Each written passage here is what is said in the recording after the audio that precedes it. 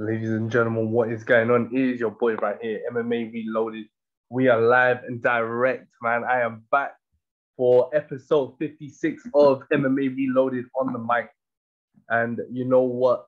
It feels great. I've got the feelings all tingling down my body. I've got the passion back. I've got my pride back for mixed martial arts, folks. After, you know what, and I admit it's been gone for a while. Now I'm back and I'm ready. I'm ready to rumble. It's showtime, live and direct from the Apollo. You know what, folks, tonight, and it's a pleasure to kick back off on the mic with someone who I respect very much, someone who he's been on the show, folks, from last year. Last year, July, I had Adam Gomez on the show, and his story, not just the MMA career, not just the MMA record, but his story is for me, it is something which you don't really come across every day. Something that, as a competitor and as an individual, makes me respect him even more than I already did. I think folks, you're going to learn a lot about Adam if you didn't watch the last show from July. I know I've been offline for a while, but if you don't watch it, please go to MMA Reloaded on YouTube, where this is going to be live as well. MMA Reloaded on YouTube, folks. You can catch all 56 episodes of On the Mic and all 65 episodes of Real Talk. Folks, this is where it happens. This is where the big boys come to play, and this is where MMA Reloaded does the best business. Yeah, I'm going to have Adam Gomez on the show, folks. All right, let's get down to the particulars. Let me invite Adam down here to the show and let's get it.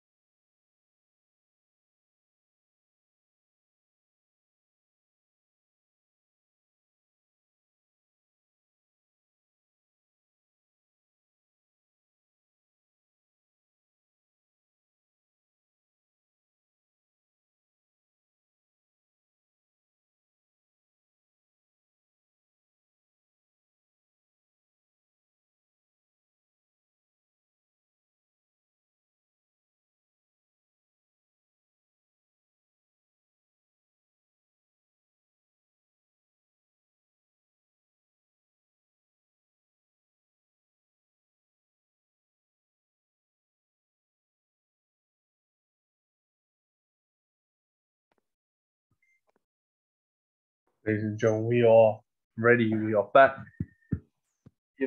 As I was saying, as I think in this sport, a lot happens. I think beyond the politics, what we see doesn't really match what really happens behind the scenes. Anyone can see anything from a TV screen, from a computer screen, from your phone, right? But when you see the fighter actually put in the work and actually grind the way they do to do what they do inside the cage or inside the ring, however big or however small your career is, that's what really matters. That's what really, goes down in the heart of a deep fighting fan. It's not how much money you earn. It's not, it's not all about fame and women and this and that and the other thing. It's about putting in work, and it will always be about putting in work for me. It will always be about putting in work, your passion and dedication for the sport or any industry that you're in. Yeah. This is why podcasters who actually give a fuck about this sport and actually give a shit about MMA, mixed martial arts as a tradition, do what we do, is because of fighters like Adam Gomez, fighters, who really come from a hard working background, have the scars and have the, grit on their hands to actually prove it. We don't judge people, fighters, on wins and losses. I mean, wins and losses are great. If you're undefeated, if you're only got 1-2 losses on your record, bro, that's fantastic. But it doesn't really matter. You see, having 1-2 losses on your record doesn't matter if you know that you're putting in the work to erect them losses. Folks, Adam Gomez is ready and I'm ready.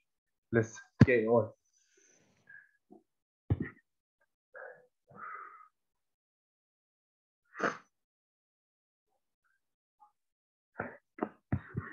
Hey, Adam.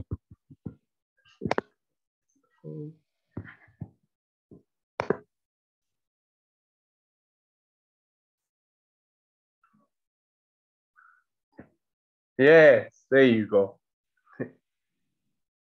There you go, mate. How are we doing? Hey, how are we doing, Adam? How are you, sir? Good. I'm good, mate. I'm good. Yeah. Ignore the room, mate. We're in some army camp. Oh, really? No way. Yeah, man. Yeah, we're good. Yeah, bro. First of all, thank you so much for coming on the show. I know, like, you reached out to me, wanted to do this again. We spoke last year, unbelievable, in July. Yeah, mad. Which is crazy. Yeah. And in July when we spoke last year, you were going through. Even then, you were going through a lot. You were competing at Almighty FC. Against Ibrahim Ibrahimov. There was a lot. There was a lot really going through at that stage because you were balancing and still are balancing in the having that career in the army and then also being a fighter as well. So, tell me since July, I know you come off those 2 losses, and I know that the back surgery and things like that. So, tell me about how this past year has been for you, Adam, and how's the back feeling after surgery, man? The back's feeling's all right, mate. The main thing that's happened now is, my adult teeth have come through now. Do you know what I mean? Look at them. Look at them. Have you seen them? They're all right. They're good. No, so that was the only good thing about having the back surgery, mate. Is because they got a bit. You know what I mean? One of them. But mate. It's been good. Obviously that fight and Almighty. You've seen me fight before, mate. I don't wear fucking. Sorry, I shouldn't be swearing. I don't wear ankle tape, mate. And if you notice, both my ankles were taped up. Yeah. I was sparring like a week before with Kev Fryer, mate, and just took a bad slip. My ankle worked great then, but I knew then I had back problems, and I knew like going into that, like just I had a constant pain in my back, mate, and it got to the point I was like sleeping at home on the floor and I couldn't get in bed and that, and I just went to the military doctors, mate, and I said, look, I've got this pain where like it's constant, it's not getting any better. And they wanted to refer me for physio and that, and I said, no, I've already paid for my own physio. Like, I spent a lot of money on my own physio trying to get it fixed. I wanted to keep it quiet. Do you know what I mean? And they just said to me, they were like, no, we'll send you for an MRI then. And I went for an MRI, mate, and like a week later, I just got the phone call like, you've got a degenerative disc disease in your back, and then basically from my neck all the way down, I've got arthritis. I've got something called facet joint syndrome, which is like the bottom of your back, the facet joint there that was popping out, and I was getting muscle coming through. And it's just like, all right, so I've got that. Then what's next? Do you know what I mean? And he said to me, he's like, you're not gonna be able to soldier on anymore. You won't be able to do anything again. It's looking like, are you gonna get medical discharge? I was like, all right, well, I'm gonna lie to you, mate. I was sat in the office, mate. We had like a sergeant major, like one of our main bosses, if you will, at the time, mate. And grown man, mate. I was nearly crying. Well, I'm not gonna lie to you, I was crying. I was like, what? you're not expecting it, are you? I thought it was like a bit of a muscle problem. It turns out back in Afghan, when a vehicle had been tipped over, the way my back landed, that was it. So that was in 2013. So since then, it's just been degrading. And then they offered me a procedure on my back where they said they'll give me a better quality of life, and I had that. And then I think it's like 6 months you'll be back in the gym or whatever. Mate, I was back in the gym like 3 weeks later. I was like, honestly, I felt brand new, mate. Not genuinely. I felt brand new. I felt absolutely brand new. And at that time, the medical discharge was still on the table. And one of my mates, he's over here actually. He's over there. He was meant to be going on some patrol competition. And then he hurt his back, yeah. He hurt his back, so he couldn't do it. And I said, send me on it, I'll do it. Do you know what I mean? Yeah. And they were like, nah, you're a risk, you're this, you're that. If your back, something happens to your back, I was like, listen, send me on it. So I went on it, mate, and that's like 20 mile or 30 mile cutting around like Wales, carrying 30, 35, 40 kilogram on your back, like going stand to stand non-stop, mate. And honestly, mate, I knew when I finished that, I knew my back's good. My back's good. And that was it. And then I was thinking to myself, am I going to fight again? Because don't get me wrong, like when I was at my heaviest, I'm talking like 97, 98 kilograms, yeah? I fight at 65, mate. So you can imagine, look like a little flump just cutting about. And I just, Chris, I watched a thing on an interview with Davy Grant, and it was talking about when he won the Ultimate Fighter and that. Yeah. And then, he was a runner-up in the Ultimate Fighter, but then he talks about like the injuries he had after it. So even though he got the UFC contract, he didn't fight for like 2 years, did he? And he was talking about all his injuries and that. And I was like, well, fucking hell, if he's coming back from some of these injuries and he's still fighting, he's like 36 years old. I'm like, I've got a couple more left. Do you know what I mean? I mean, Adam, the way I see it really with injuries is that, you sort of, when you had the back, of course, the back was like a long-term injury for you, like I said, from 2013. Yeah, and that's actually fucked up from a vehicle tipping over. So now I never even knew that in the first place. And to me, that's amazing for you to even come back from that anyway. Yeah, but the way I see it is the miles that it takes on your body off. Yeah, and sort of like the recovery process, how you recover, how you actually get back up. And for you to go on a patrol competition with your back the way it was, yeah, that's actually amazing, bro. I don't know what but he's either. Nah, that's actually amazing. Nah. If you feel that, how do you feel now? How do you feel really coming into, like, of course you're fighting in February, you have 3 months, less than 3 to sort of get ready for that one. Yeah. How do you feel physically, fighting again? It's been a while since you fought last. You've sort of taken, of course, like you said, the fucking proliferal of injuries. Yeah, left, right, and center, this and that's coming down. Yeah. Physically, how do you feel getting ready, like fighting conditions? Hey, honestly, some days I wake up, mate, and I feel brand new, and then some days I feel like someone who's got a back problem. But most of the time I feel good. Do you know what I mean? Like most of the time it's fine. And I just, when I'm speaking to Chris Clark, obviously I've got a really good relationship with Ray at Almighty because I've got like a bit of a business deal with him where I've got a separate security company that provides the security for the Almighty event. So big thanks to Ray. But it just came around that Chris Clark was putting on a show in Blackpool. Obviously through Kev Fryer, and then we had other people fighting on there. So Carl Everton's fighting on there. Kev Fryer's going to be fighting on that card. And I was like, I don't know anymore. Like I'm going to be able to do. Do you know what I mean? But just that thing of doing it like with in Kev's in the case of having Kev there, like with one of my mates, just a big thing in it. And to go back to Blackpool as well, mate. Because every time I was in Blackpool, I always had a good time. Blackpool. I'll go back. And of course, now we talked. Of course, you touched on the medical discharge with the army, potential medical discharge. What's your status with the army now? Are you still in there? Are you still doing it up? Yeah, mate, that's it. So when I when I done that patrol and that, and I was upgraded, say yeah, he's going to be able to carry on, mate. They've let me carry on. Yeah. So that's it. So I'm currently with First Battalion Yorkshire Regiment, and we're due to deploy to Iraq next year, which is another reason why I want to get it done. Do you know what I mean? Because that 3 to 5 months, however long we're going to be away, that's just time away. So you know what I mean? I'm just going to ride it, mate, till the wheels fall off. Like I put a finger on my Facebook the other night. It was Martin Lawrence talking about it. Yeah. I will be the old man, yeah, in a wheelchair, probably not be able to walk, always in pain.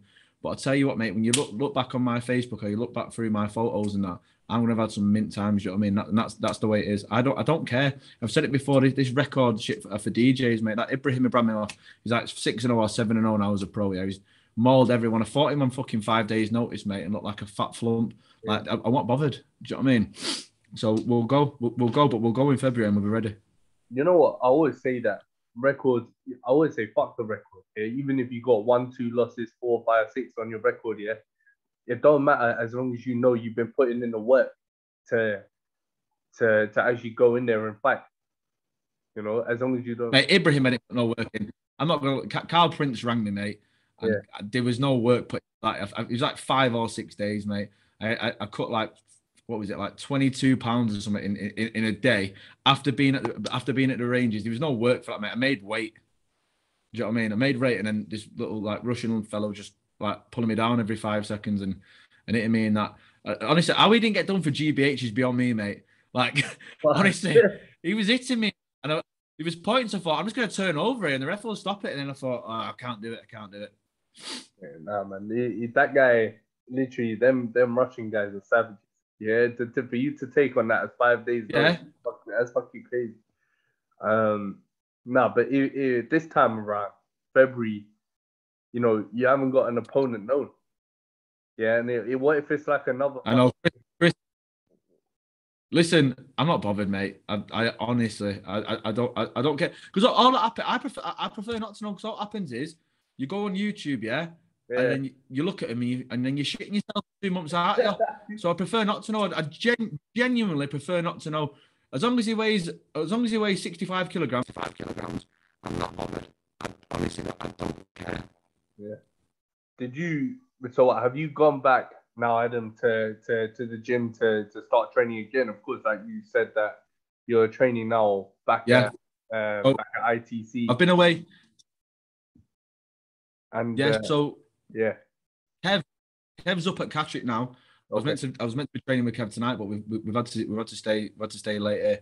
But so Kev's up here now. A lot of my time now has been spent at that SBG Bishop Auckland before I went away with the army, and then I will go back to SBG next week.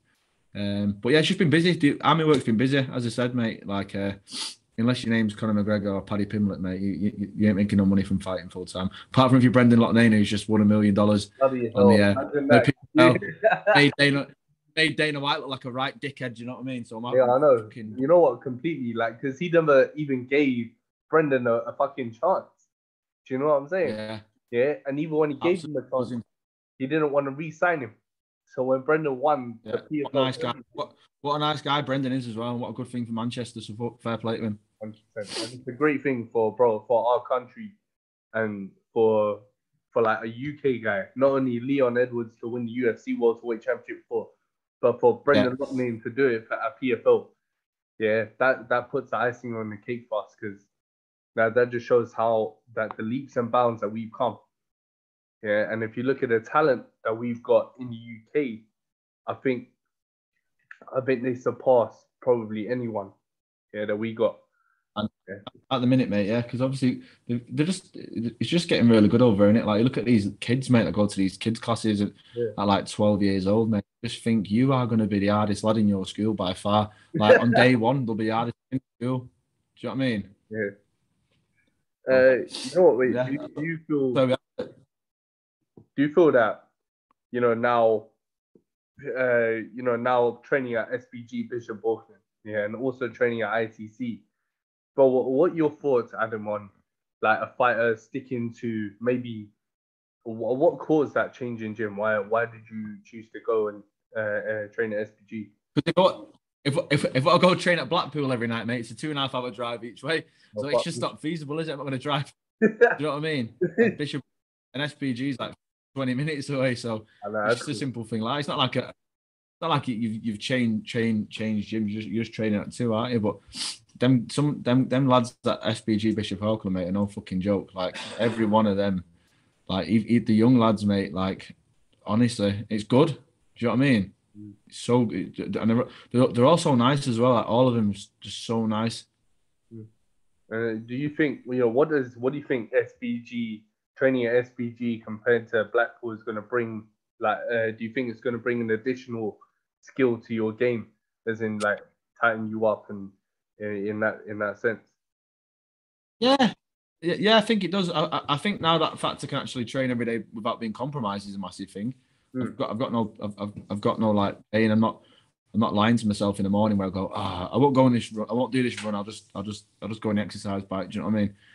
Because I was in pain. I was just making excuses at the end of the day. Because as I said, I might only get time to do this one next fight over the next whatever years. And I want to just have one big night in Blackpool, all my mates, and I'm lucky, and I think that's where I am lucky when it comes to like tickets and shit. I can sell like a lot of tickets. All my mates come.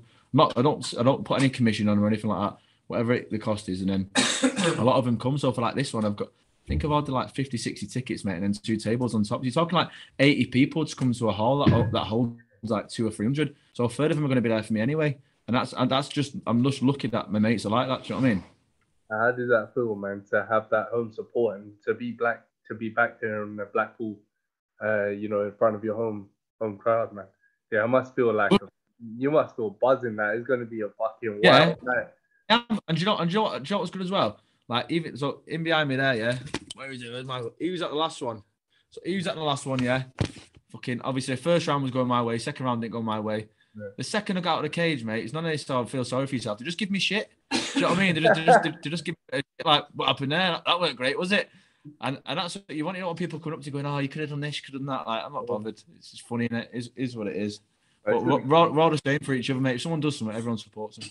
Yeah, but this time around, Adam, like you ain't got no 5 days to do it. You got 3 months. Yeah, mate, I've got 8 weeks, and I will weigh 65.8 kilograms. There's not going to be no change it to 70 because I can't get down to the weight. I will weigh 65.8 kilograms. Yeah, and do you have like kids? I will weigh 65.8 kilograms. I'm telling you now. What are you weighing now? What am I weighing now? Yeah. Not as heavy as you, mate. So I'm a heaviest, as I said, I was like 97, 98 k. Yeah. And then I think I woke up this morning, mate, and I was like 82 or something like that, which is absolutely fine for me. Fucking brilliant. No, genuinely, like, yeah. So it's absolutely fine for me. I was like, you're heaviest. You were 98 kilograms. There. That's what I am right now. Like, yeah. That's fucking crazy. Yeah. So imagine I said to you, go and cut a third of your body weight off and go, mate, wait in 2 months. You'd be like, what are you on about? Yeah, I'll tell you to go fuck yourself. I'll be like, fuck off. So it's like, so do you have like a set training? Where are you gonna do your training for this fight? You're gonna mix it up between Blackpool, SPG, and then I'll say ITC, but with Kev, yeah. Yeah, cool. 100%. Yeah, and any sort of set training routine during this camp? Are you gonna focus on sort of conditioning that back, making sure that you can? Yeah, mate. Yeah, but it's just it. Like, I just want I've got, honestly, mate. If I can go to Blackpool, yeah, with all my mates there and have one good fight, not no tin can. I mean, have a fight and an actual fight, not like someone trying to hold me down for a couple of minutes. I mean, just go and have a fight. Yeah. Then that'll be it, mate. We're obviously going to win, but win, lose or draw, it's a good fight and everyone has a good night, mate. That's it, innit? And that's all my mates will be there. I'll be made up. I'll be buzzing. I will, genuinely. Yeah, but no, even if you lose, which I hope you fucking don't, yeah. But even if you lose, there's no shame. Like you said, even if you have a hard fight and you know you've had a hard fight, yeah. I'm not going to lose in Blackpool. I'm telling you now. I'm not going to lose in Blackpool. But yeah, I don't expect it. I do not expect that at all. No way for you to lose in Blackpool. No. Oh. Listen, this year's been that shit, mate. Like, this past 12 months, or at least 9 in the past 12 months, has been that shit. I'm telling you now, there is no way I'm losing in Blackpool, mate. I am the happiest guy. All my friends will say I'm a happy guy. Yeah. In private, I was depressed, and I'm gonna say I don't mean like, oh, I'm depressed and sat on my own in the dark thinking of killing myself, but I was sat there thinking, what do I do next? Like genuinely, what the fuck am I meant to do? So my back's fucked. I drink maybe 2 or 3 times a year max. That's the God's honest truth. 2 or 3 times a year max. I go out drinking and that, yeah. So I'm thinking, well, I'll go to the gym just to socialise. Do you know what I mean? And then like moving up, I moved away from Blackpool because I had to come up here with the army, and I had to. Then the discharge, I was like, what the fuck? And then there was other stuff that I was doing that wasn't great. And I don't mean like anything like illegal, but I mean I was just like doing other stuff that I shouldn't have been doing at the time. And it was just all like adding up, mate. Do you know what I mean? And I made some very, very, very, very stupid decisions and put myself in some very compromising positions. But obviously, I've come back from it. Do you know what I mean? Do you think also, like you said, we were talking about age earlier, right? And we were talking about David Grant, 36 years old, got all these problems with him. Yeah. Do you think that age plays a big factor, especially when you're fighting full time and living that? Yeah, it does. I think it does. So many times when people are punching it, the time I've been punching it, and guarantees a lot less. So, I speak to some people, they can't put sentences together in that, and then some other people that they're absolutely fine. So it depends if you're abusing your body, mate. Like that is the genuine thing. Like, yeah, I've got a back problem. It's a degenerative disease, mate. It's not going to get better, is it? The key word degenerative. Yeah. But whilst it's still there, mate. I mean, we've all got like an engine, a car, haven't we? That we just keep driving around with anyway. That's it. And like you say, Adam, like as a fighter, right? In a fighter's mind, do you feel that there is that sort of time to say, all right, cool, fuck this. Yeah, I'm gonna call it a day. I'm not fighting no more.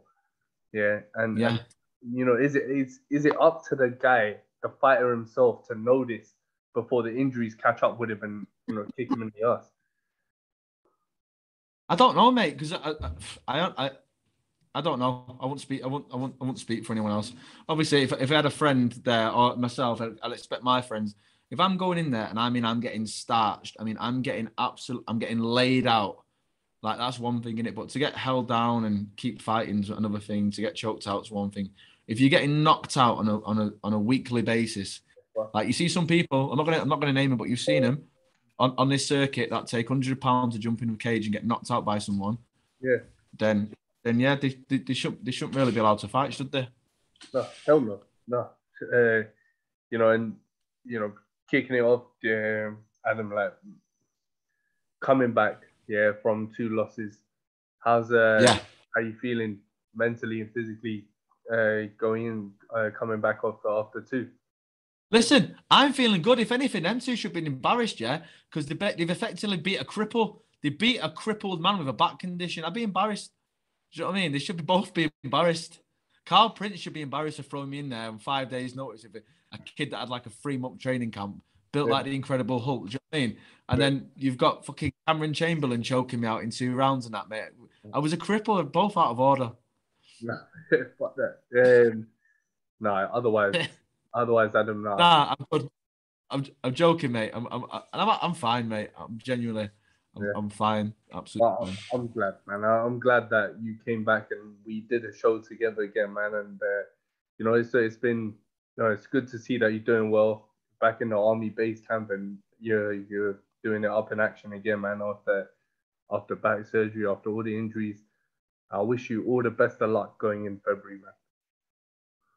Cheers, mate. I'll speak to you after it anyway. Yeah, we'll do it after. You should come up. Yeah, nah. Yeah, man, I'm recently married, so it's. Mate, you've just made the biggest mistake of your life. No, I'm joking. Congratulations, mate. It's good. Thanks, mate. Thank you. No, yeah, definitely. We'll do it. Notice I would say that with a big smirk on my face. Yeah, it's no. good, yeah. No, but Adam, no, thank you so much, my friend. It's nice. A pleasure. Nice, no problem. We'll do it up again after.